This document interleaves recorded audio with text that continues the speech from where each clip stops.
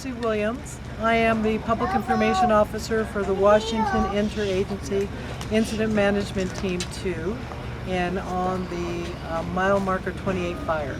So we have Incident Commander Nathan Raby, and then we have the Sheriff's Office, Pat Haley, and they're both going to talk to you. Obviously, the Sheriff's Office is going to talk more along the lines of the evacuation routes and definitely the closures there. And then obviously the Incident Commander will do some updating on the fire situation and maybe a little bit more forecasting. We want to make sure that we hold our questions till they finish their briefings, and then you can certainly ask whatever questions you have. So Nathan. All right, thank you. As Judge said, Nathan Raby, the Incident Commander for Washington Interagency Incident Management Team 2. I'll give you a little briefing here on the status of the fire that we have here, the mile marker 28 fire. The map here shows our perimeter, and this perimeter is what's flown. We got this information from our air attack approximately 8 o'clock last night.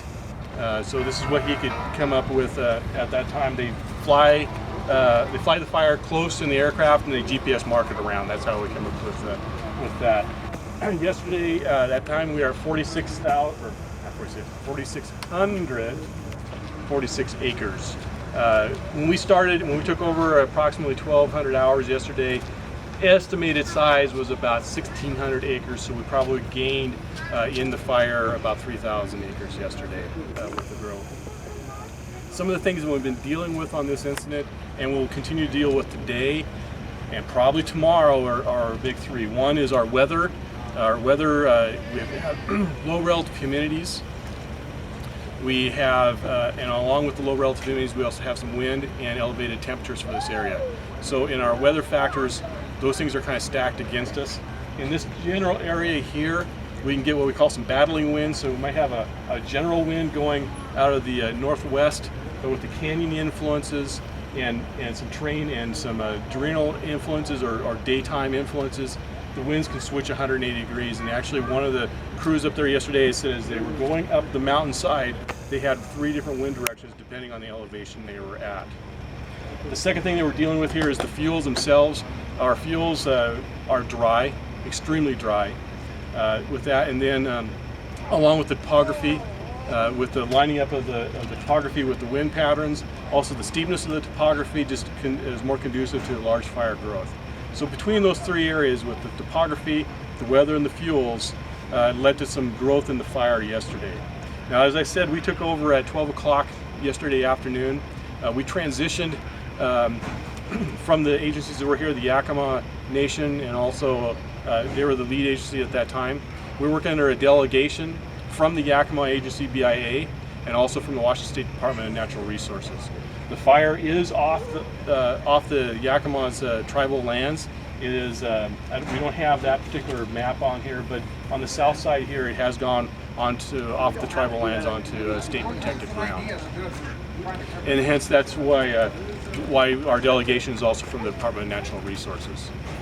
When we talk a little bit about the activity that we have, today's activity, we expect the fire to be active on all sides of the fire. And because of the wind conditions and stuff we have, we feel that on the northeast side, what we call Division N and Division M, that's probably going to be our growth for today. Currently we have, this morning when we came out with the stuff, we had 800 personnel on our incident. So a significant increase from what we had yesterday. With the transition from yesterday, just like everything else, is moving resources in and get everybody in place to do things. So we're at 800, this morning we're at 800 personnel. Last night we did run a night shift. We had a Type 2 hand crew, I-8 style hand crew, and some engines in, along with, and we were able to, in this Division B area, get some line in and be able to black that to the line and start our anchor point. Anytime we're dealing with fires, we fall back to the basics. We need to have an anchor point, and we start from that anchor point and we start flanking the fire around to put this thing out. So we have an anchor point established up here in Division B. Today's objective that they're working on is continuing building line down through Division C and also extending that line up through Division A and trying to get the anchors established and some line flanking around this incident. We also have some crews, some structure protection group that's doing some structure assessment down here in Division C and Division B. Last night, the local fire district, they brought in some additional resources just to patrol to help us out. They were patrolling in this area. Today we have our structure protection group working in there, doing assessments, figuring out what we need to do in case we do have a fire that is impinged down in that area. We also have some crews working over here in Division L, working on putting some line in and working on some flanking actions there and scouting out what we need to do.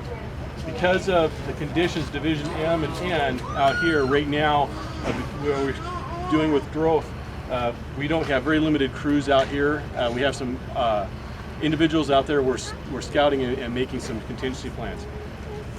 What's going to happen today is we're probably going to see this fire go with a large column here towards the afternoon, and with the winds we'll probably have that column push over into this area.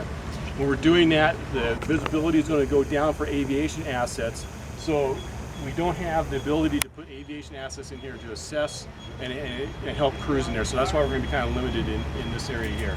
Our concentration is, again, back to our anchor, getting our flanks, and getting around this thing and start taking care of one side. In here we also have some critical infrastructure things. US 97 runs through here. We also have the BPA power lines and power transmission line for the local public utility district.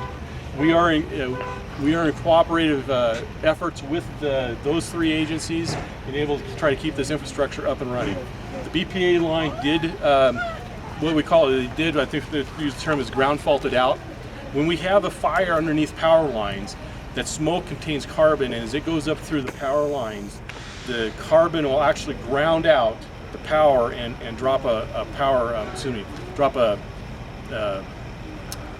spark. I was going to say a lightning bolt, but basically that's what it is. Drops it down to the ground. It's very hazardous for our firefighters to be working in and around power lines when we have that going on. So what happened yesterday is that actually happened. The power lines grounded out, they shunned them down, and BPA chose to shut the power down in here for safety for our crews working in the area. And also they don't want to have that going up and down all the time. So they're doing whatever they do to route power around this transmission line. The PUD line is active up to status pass, and they've also shunted it down to basically, I think they said about 6 residences on the other side. The cell tower and the towers are still up and powered at this time. US 97 at this time is closed. We are working with Washington Department of Transportation in developing a plan to open that. Some of the hazards that we have here is as the fire bursts through this area, we have some snag hazards that are going on in that area. So we have a plan to get some fallers and cutters in there to take care of the snag hazards, so we don't have trees falling down onto the highway and causing hazards to the traffic. The other thing is just predicted fire growth. This does go right through the middle of our fire, and we don't want it, for safety reasons, we can't have firefighters there. We're not going to have the public there in there. So we're working to mitigate the closures by trying to have, in the future, trying to have some pilot car service. If that will help us out, but we are working with WashDOT on being able to open up the US 97 to traffic. But at this time, US 97 is still closed due to the hazards that are presented from this fire. Again, I'm talking about the public is going to see a column today, most likely. We're going to see a lot of smoke, and we're probably going to see a fairly large column. That's because the predicted weather that we have, along with the fuels that we have, are going to be probably producing that. We're probably going to top out. We still have some additional crews coming. I think I counted this morning we had 17 hand crews, and they were a mix between what we call Type 2 and Type 2 IA. Type 2 IA is a crew that they're working a little bit on more of a hotter line. We also, I believe, had 30 engines this morning. We had a couple of dozers. We do have some more dozers on order. I do believe we have about 10 more engines on order and some more crews on order. Tonight, we are planning to have, I believe, 4 hand crews, and one of those crews will be a Type 1 hand crew, a shot crew, along with some additional engines and stuff for a night crew. Really, in this country and some of the stuff we do here, we do our best fire control and stuff in the evenings and nights, where we can actually get the line in, and get the line black and to the line.